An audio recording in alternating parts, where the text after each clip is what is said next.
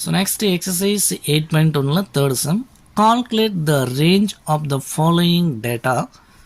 இப்போ இன்கம் உடைய வேல்யூஸ் நம்ம இன்டர்வலாக கொடுத்துருக்காங்க. அடுத்தது நம்பர் ஆஃப் ஒர்க்கர்ஸ் அப்படின்ற வேல்யூஸ் கொடுத்துருக்காங்க.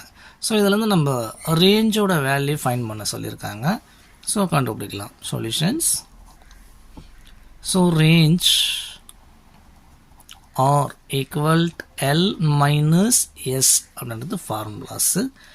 அப்போ எல்லோட வேல்யூ லார்ஜஸ்ட் வேல்யூ அப்படின்னு வந்து பார்க்கும்போது இங்கே நமக்கு கிடைக்கக்கூடிய வேல்யூ இதுதான் லார்ஜஸ்ட் வேல்யூ. எல்லோட value 650 largest value. Smallest value வந்து பார்க்கும்போது இங்கே 450. இப்போ S equal to 400 smallest value. Okay, இப்போ இங்கே வேல்யூ அப்ளை பண்ணலாம். அப்போ R equal to 650 minus smallest value 400. So ரெண்டும் சப்ராக்ட் பண்ணும்போது 250 என்றது தான் ரேஞ்சுக்கான values. So range R equal to 250